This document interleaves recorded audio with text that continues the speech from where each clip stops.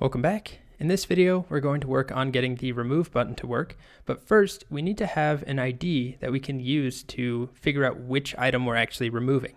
We don't want to use the text. I mean, we could technically use the task, but if we had to, like walk the fish twice, then that could be problematic when we're removing if we only want one of them to be removed. Also, we're going to need an ID anyway because we're getting our best friend error over here that we don't have any key set up on this list. So we need to do that. And I'm going to use that library UUID. So I'm going to start by installing it. npm install UUID. I'll be back when it's done. Okay, start my server back up.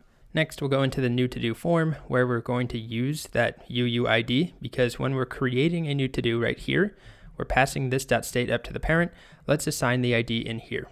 So if you didn't watch the video on UUID or the previous solution video, I recommend you just go back and watch the one on UUID because it's really useful. It's very short. We're going to import it, and we import it from UUID/v4. There's other versions. I think all of them will work. I use v4, but you could do v1 as well. And just to remind you, we don't have to do // because this is a node module. It's located in here, and we don't have to specify that it's in the same directory. If we just put a string here without any dots or slashes or anything like that, it automatically looks in node modules. All right, so now we have this function UUID, and we can use it here. So the to-do we're going to create is going to look like this. Everything in this .state, which is just a task, and we're going to add in ID is set to UUID. We could do this as a separate variable up top and then pass it in, but it's pretty short, so I'm just going to pass it in directly. So we're making a new object, taking everything in the state, and adding in an ID that is some random ID we're getting from that library. So now, if we go to our to-do list, what we can do when we return this list of to-dos, we can also add in a key, which will be to-do.id. However, our starter to-dos don't have any IDs, so I'm going to get rid of them. And we'll just come over here and start making some to-dos. And we should see that they have a key. Our error is gone, so that's a good sign. And then if we look at them, first our state should contain those UUIDs, perfect. And then individual to-dos now have a key. All right, so aside from helping React and getting rid of that warning, we also need that ID to help us remove. So let's write the method in the to-do list that will actually remove a to-do given an ID. So we pass in an ID, and we're going to do a this.setState.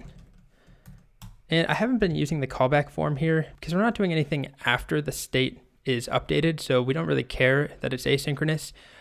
Just whenever React is done, it's done, and that's fine by us. But if we did have something we were trying to do after, it would be best to use the callback form if we needed it to happen 100% after the state was set. So we're going to update to-dos to be this.state.todos.filter, and we're going to filter all of the to-dos that are not that ID, meaning filter out the one with that ID. And there should only be one that has that ID. So for each to-do, I'll just call it T.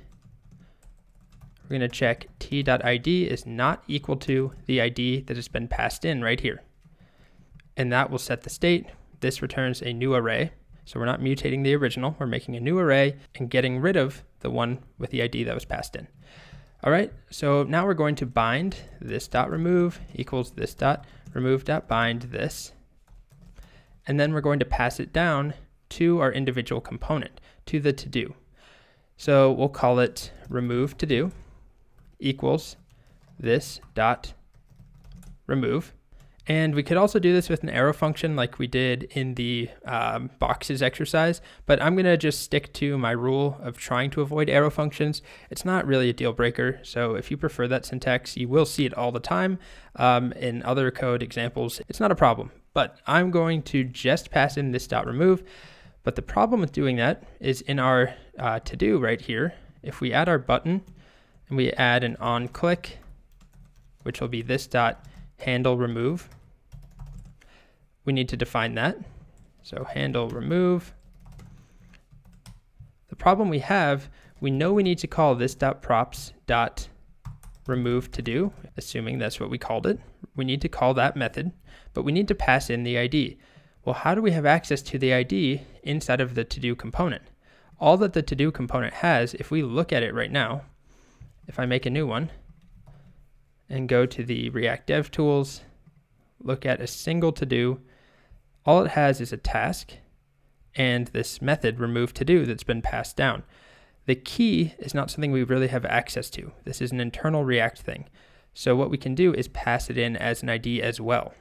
So inside of this map right here, where we're returning all of these to-dos, after the key, I'm going to do the same thing. ID is to-do.id. So now we have a prop inside of to-do.js, and I can pass it in this.props.id. So now that I have that ID, I can call remove to-do from the parent, and we're almost there, except we need to make sure we bind handle remove.